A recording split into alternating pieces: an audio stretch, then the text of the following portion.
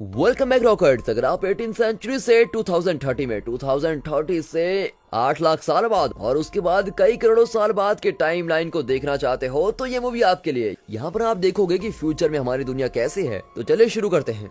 Movie की शुरुआत में हमारा हीरो अलेक्जेंडर पूरे बोर्ड को फॉर्मूला से भर रहा होता है। अलेक्जेंडर कोलंबिया यूनिवर्सिटी में applied mechanics and engineering department का एसोसिएट प्रोफेसर है। वो रिसर्च एंड साइंस में काफी इंटरेस्टेड होता है, लेकिन उसके इस इंटरेस्ट को उस कॉलेज का डीन कभी नहीं समझ पाता और उसे कोई नई रिसर्च करने के लिए भी अलाउ नहीं करता। अलेक्जेंडर सभी लोगों की तरह न रहकर सबसे अलग सोच रखने वाला इंसान बनना चाहता है और इसलिए जब ठंड होती है तो सभी लोग एक ही टाइप की हैट पहनते हैं, तो वो उस हैट को नहीं पहनता ताकि वो सबसे अलग दिखे। और अब उसके कॉलेज का समय भी खत्म हो जाता है, लेकिन उसको कोई अंदाजा भी नहीं होता और वो वहीं रुका रहता है। तब उसका फ्रेंड डेविड उसके पास आकर कहता है कि तुम्हें तो अपने लवर से मिलना था ना आज, तो अब तो कॉलेज का टाइम खत्म हो गया है, तुम यहाँ क्या कर रहे हो? तुम्हें अपने लवर से नहीं मिलना क्या? फिर वो भाग भाग कर अपने घर में पहुंचता है और तब उसके घर की हाउसकीपर मिसेस वॉचिट उसे एडवाइस देती है, तुम्हारे इस कोट में तो कई चॉक्स के पीस गिरे हैं, कम से कम इसको तो चेंज करके जाओ। अब इसके घर पे भी देखिए कि इसने काफी सारे प्रोजेक्ट्स किए हुए हैं। हम आज जो इलेक्ट्रिक ब्रश यूज करते हैं ये भाई साहब ने 18 सेंचुरी में उसको यूज कर लिया है। फिर वो एक नए कोट को पहनकर मिसेस वॉचिट और डेविड को बाय कहकर चला जाता है। फिर वो एक बॉक्स को भी अपने साथ लेकर जाता है।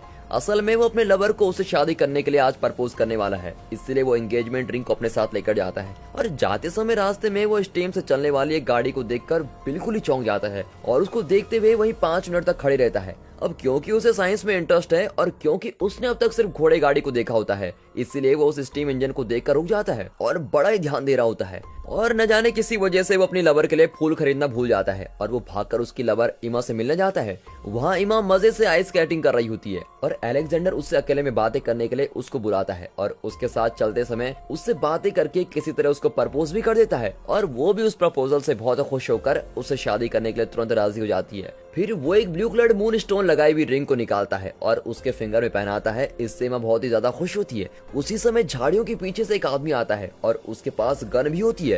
असल में वो एक चोर है जो लवर्स को पकड़कर उनसे चीजें चोरी करता है और उससे डरकर अलेक्जेंडर अपना पर्स, लेदर ग्लव्स जैसी चीजों को उसको दे देता है। लेकिन उस चोर के लिए ये सब चीजें काफी नहीं होती और वो अब उस एंगेजमेंट रिंग की मांग कर रहा होता है और इमा उसको देने से साफ इनकार करती है, लेकिन वो चोर उससे जबरदस्ती निकालने की कोशिश करता है और तब अलेक्जेंडर बीच में आकर उसको रोकने की कोशिश करता है और तीनों के बीच थोड़ी लड़ाई हो जाती है। और फिर इस लड़ाई में एक्सीडेंटली उस चोर की बंदूक चलती है और उसकी बुलेट सीधे इमा पर लग जाती है और ये देखकर वो चोर वहाँ से भाग जाता है और फिर बहुत खून निकलने के बाद इमा उसकी रिंग पहनकर अलेक्जेंडर की गोद में मर जाती है। अब इस इंसिडेंट के 4 साल बाद की साइंस को दिखाते हैं। अलेक्जेंडर इमा की यादों को मिटा नहीं पाता और वो देवदास की तरह घूमता फिरता है। अब 4 साल से वो घर से बाहर ही नहीं निकला होता है और उसके फ्रेंड डेविड से भी नहीं मिलता। वो घर में ही बैठकर कोई कैलकुलेशन कर रहा होता है और तो और उसे एक बोर्ड कम पड़ने पर वो चेस बोर्ड लगाकर सीढ़ी में चढ़कर कैलकुलेशन लिखता है और फिर इसके इस पागलपन से तंग आकर डेविड खुद ही मिलने उसको वहाँ आता है। अब डेविड कहता है इमा एक एक्सीडेंट से मर गई थी और तुम बेकार में खुद को ब्लेम कर रहे हो। उसकी मौत की वजह तुम नहीं बल्कि वो चोर है और ऐसे कन्विंस करने की उसको कोशिश करता है। लेकिन इस बात को अलेक्जेंडर भूल नहीं पाता और बीते हुए कल को भुलाने के लिए वो काफी कुछ ट्राई कर रहा होता है।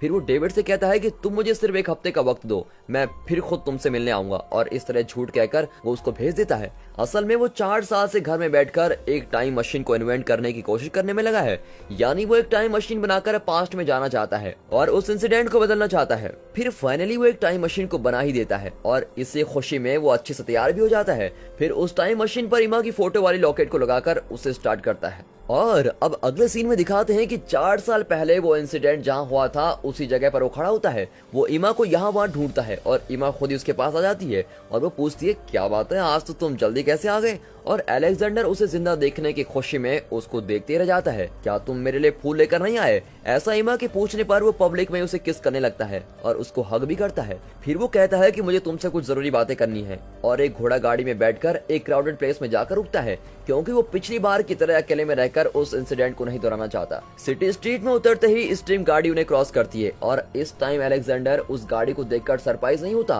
क्योंकि वो पहले भी देख चुका है। वो इमा के साथ गुजरने वाले हर एक पल को इम्पोर्टेंट समझता है और फिर उससे कहता है कि तुम अब सेफली घर जाओ, मैं रात में आकर तुमसे मिलूंगा। और तब इमा उसे फिर से कहती है कि मुझे फूल चाहिए और वो फूल लेने के लिए एक शॉप में जाता है और उसके फ्लावर शॉप में जाते ही वहाँ स्टीम गाड़ी रोड पर अजीब तरीके से चलने लगती है और तब उसके सामने से पास होने वाले घोड़ा गाड़ी के दोनों ही घोड़े उस स्टीम व्हीकल की आवाज से डरकर उछलने लगते हैं और फिर वो घोड़ा गाड़ी रोड साइड पर खड़ी इमा पर गिर जाती है और दुर्भाग्य से इमा फिर मर जाती है। अब अलेक्जेंडर फिर से ऐसा इंसिडेंट होने पर बहुत ही उदास होता है और इमा के इस एक्सीडेंट को जानकर डेविड आकर उसको कंसोल करता है, लेकिन उसके दिमाग में कोई और बात चल रही होती है। वो इमा के फेट को कैसे बदला जा सकता है इस बारे में सोच रहा होता है, इसलिए वो फिर टाइम मशीन में बैठकर उसे स्टार्ट करता है और इस बार वो फ्यूचर में जाना चाहता है। उस मशीन के स्टार्ट होने पर उसके सराउंडिंग्स के season, day time, fashion, building, technology ये सभी बदलने लगती है और ये सब चलते समय वाइब्रेशन में इमा का लॉकेट गलती से नीचे गिर जाता है, लेकिन अलेक्जेंडर उसको पकड़ नहीं पाता और वो नीचे गिरकर गायब भी हो जाता है। फिर कुछ देर बाद वो स्क्रीन में द फ्यूचर इज नाउ को डिस्प्ले होते हुए देखता है और अब वो फ्यूचर में आ चुका है ये समझते हुए वो मशीन को स्टॉप करता है और अब वो मई 2030 में पहुंच चुका है और इस टाइमलाइन में सभी लोग वेकेशन के लिए पेरिस और स्विट्जरलैंड में नहीं बल्कि सीधे चांद पर जाकर अपना वेकेशन एंजॉय करते हैं। वहाँ सभी लोग मॉडर्न तरीके से ड्रेस करके चल रहे होते हैं और अलेक्जेंडर अपने पुराने सूट में होता है। तब एक लेडी उसकी टाइम मशीन को देखकर उससे मजाक में पूछती है वो कौन सी मशीन है, क्या वो कॉफी वेंडिंग मशीन है।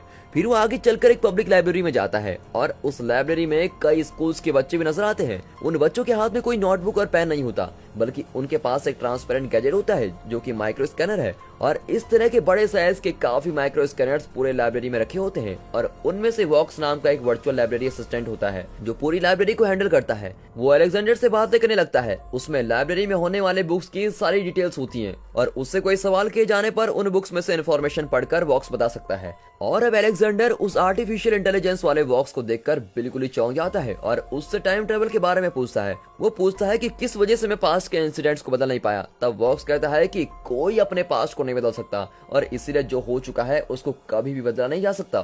फिर वो टाइम मशीन पर लिखी हुई कोई बुक को पढ़ना चाहता है लेकिन वहाँ प्रैक्टिकली कुछ नहीं मिलता और अलेक्जेंडर ने 18वीं सेंचुरी में टाइम मशीन से रिलेटेड एक बुक लिखी होती है। उसकी लिखी हुई बुक भी उस लाइब्रेरी में होती है और उस बुक में ऑथर का टाइम पीरियड 18वीं सेंचुरी की डेट से 1903 तक मेंशन किया होता है, यानी 1903 में जब अलेक्जेंडर टाइम मशीन में बैठा था तब से उसको किसी ने नहीं देखा। अब टाइम मशीन पर और किसी ने भी बुक नहीं लिखी होती है और ये पता चलने पर वो समझ लेता है कि 2023 तक टाइम मशीन को सिर्फ उसी ने बनाया है। अब उसके डाउट को क्लियर करने के लिए वो फिर से टाइम मशीन में बैठकर 7 साल आगे चला जाता है, यानी कि अब वो 2037 में आ जाता है और तब देखते हैं कि पूरी न्यूयॉर्क सिटी बर्बाद हो रही है और रास्ते पर भी कोई इंसान नहीं दिखता और किसी को देखते ही पुलिस उनको अरेस्ट करके लेके जाती है। अब असल में हुआ ये होता है कि धरती पर जगह कम पड़ने से लोगों ने चांद पर जाकर घर बना लिए हैं और वहाँ रहना शुरू कर दिया है और कई सारी बिल्डिंग्स बढ़ने से चांद में कोई प्रॉब्लम हो जाती है और चांद 2 भागों में सेपरेट होने लगता है और इसके कारण चांद का वेट चेंज हो जाता है जिसकी वजह से उसका रोटेशनल ऑर्बिट भी चेंज हो जाता है और इससे वो धरती के रोटेशनल ऑर्बिट में आकर क्लैश होने लगता है और इससे धीरे धीरे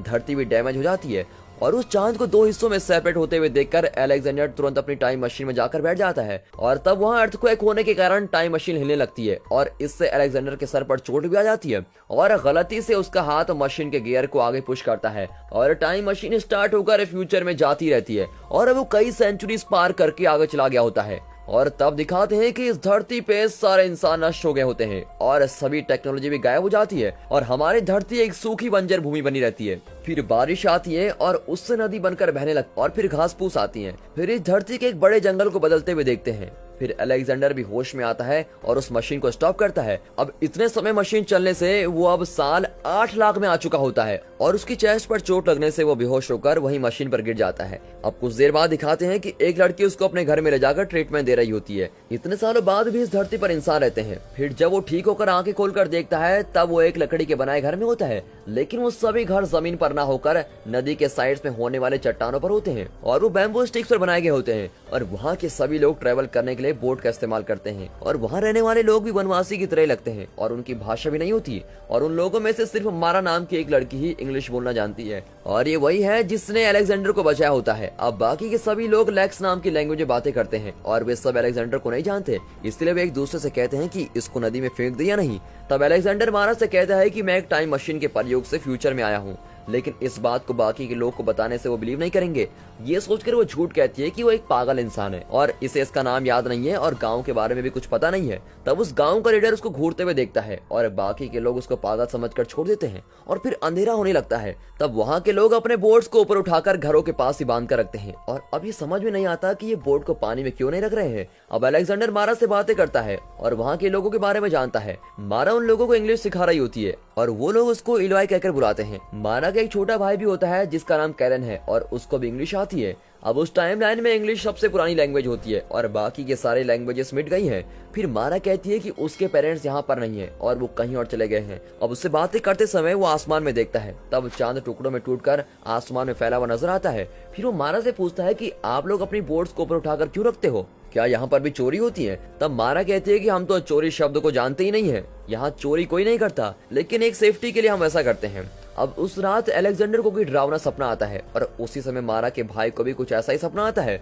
और वो उठकर मोरलोक करके चिल्लाने लगता है और तब मारा आकर उसको किसी तरह दिलासा देती है। फिर अलेक्जेंडर देखता है कि हैंगर में लगे हुए अलेक्जेंडर की वॉच वहाँ से गायब है। फिर वो मारा से पूछता है कि मोरलोक का क्या मतलब है, वो ऐसा क्यों चिल्ला रहा था? तब वो बस इतना कहती है कि वो कोई बुरा सपना था, लगता है वो कोई बात छुपा रही है। अब अगले दिन सुबह वो दोनों एक जगह पर जाते हैं।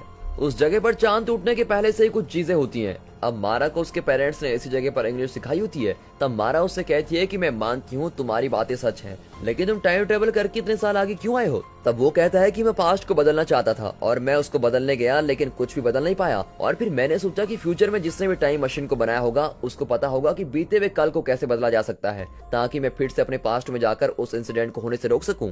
लेकिन मैं वो भी नहीं कर पाया और मुझे लगता है कि फ्यूचर में आने पर टाइम ट्रेवल से जुड़ी डाउट्स को मैं क्लियर कर सकता हूँ, लेकिन मुझे कोई भी सोल्यूशन नहीं मिल रहा है। और अब मारा उसकी बात को समझ लेती है और फिर वो ये भी समझ जाती है कि अलेक्जेंडर ने अपनी लाइफ के किसी खास इंसान को खोया है और वो उसको वापस जिंदा करना चाहता है। तब अलेक्जेंडर उससे एक सवाल करता है कि क्या तुम्हारे इस गांव में कोई बुजुर्ग नहीं रहता? मैंने अब तक यहाँ किसी बुजुर्ग को नहीं देखा है। इस पर वो कहती है कि इस गांव के सभी बुजुर्ग कहीं और चले गए हैं और अभी भी वो किसी बात को छुपा रही होती है। फिर दोनों उसकी टाइम मशीन को देखने जाते हैं और तब मारा उससे कहती है कि तुम प्लीज अपने टाइम लाइन में वापस चले जाओ और मेरे भाई को भी साथ लेकर जाओ। और अलेक्जेंडर उससे पूछता है तुम ऐसा क्यों कह रही हो? और वो पूछ ही रहा होता है कि तभी दूसरी तरफ से लोग इलोई करके पुकार कर चिल्लाने लगते हैं। अब मारा उस आवाज को सुनकर अरे वो लोग फिर से आगे कहकर अपने भाई को देखने के लिए जाती है और अलेक्जेंडर भी उसके पीछे पीछे भागने लगता है। अब भागते समय देखता है कि वहाँ किंग कॉन्ग के साइज का कोई क्रिएचर भाग कर आ रहा है। वो क्रिएचर्स वहाँ के इंसानों को अपने बाण से अटैक करते हैं और उनका शिकार भी करने लगते हैं और सभी लोग उनसे डरकर भाग रहे होते हैं और उनमें से एक बाण मारा पर लग जाता है। मारा एस्केप होने की कोशिश करती है लेकिन मिट्टी से काफी सारे क्रिएचर्स उठकर बाहर आते हैं और जिन लोगों को बाण से अटैक किया जाता है उन्हें वो स्मेल करके एक रस्सी में बांधकर खींचते हुए जमीन के अंदर लेके जाते हैं। अब असल में इनसे डरकर वो लोग जल्दी अपने घरों में लौट जाते हैं और अपनी बोट को भी ऊपर बांध कर रख लेते हैं।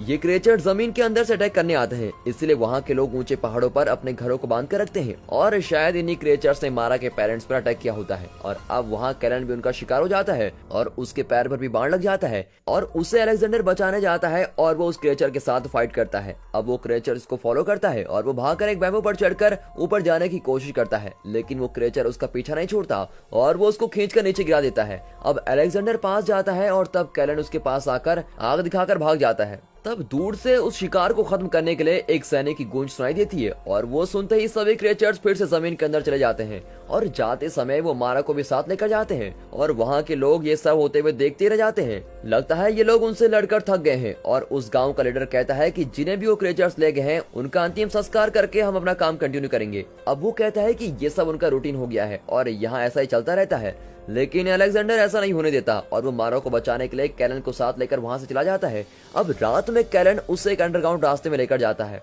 और वहाँ एक बड़े साइज का मेटल बॉल पड़ा होता है। अलेक्जेंडर सोचता है कि इसे मैंने पहले कहीं नहीं देखा। फिर उसे याद आता है कि यही वो पुरानी पब्लिक लाइब्रेरी है और यही उस आर्टिफिशियल इंटेलिजेंस बॉक्स की कोर मेमोरी है। वर्ल्ड के सारे आर्टिफिशियल इंटेलिजेंस प्रोग्राम नष्ट हो जाते हैं और अब यही बचा होता है जो कि आखिरी प्रोग्राम भी है और इसमें 8 लाख सालों की इन्फॉर्मेशन स्टोर रहती है। अब बॉक्स कहता है कि 8 लाख सालों तक इस धरती के सारे लोग इंसान हुआ करते थे और फिर उसके बाद कई डिजास्टर्स हुए, जिसके बाद इंसानों का कुल अब 2 हिस्सों में सेपरेट हो गया है। एक तो है नॉर्मल इंसान और दूसरे हैं कैनिबल, यानी जो इंसानों को खाने वाले क्रिएचर्स हैं। यानी एक तरफ से वो क्रिएचर्स भी इंसान ही है और इस तरह से बॉक्स इन कहानियों को कह रहा होता है। वो कहता है कि जमीन के ऊपर रहने वाले लोगों को इलोई कहते हैं और जमीन के अंदर रहने वाले उन क्रिएचर्स को मोरलॉक कहते हैं और उन मोरलॉक से बचकर आए हुए किसी इलोई ने ही ये सारी इन्फॉर्मेशन बॉक्स को दी होती है। मोरलॉक्स बड़े खतरनाक होते हैं और उनका काम यही होता है कि इलोइस को मारना। इतना ही नहीं बल्कि मोरलॉक्स इलोई को सपने में भी आकर उनको डराते हैं। फिर वॉक्स कहता है कि ये मोरलॉक्स एक फोर्ट में रहते हैं और वो फोर्ट ईस्ट डायरेक्शन में है। अब अलेक्जेंडर कैलन को लेकर वॉक्स की कई भी डायरेक्शन में जाने लगता है। अब थोड़ी दूर चलने पर अलेक्जेंडर को उसके सपने में आई हुई केव याद आती है और तब वो कैलन को विलेज में वापस जाने के लिए कहता है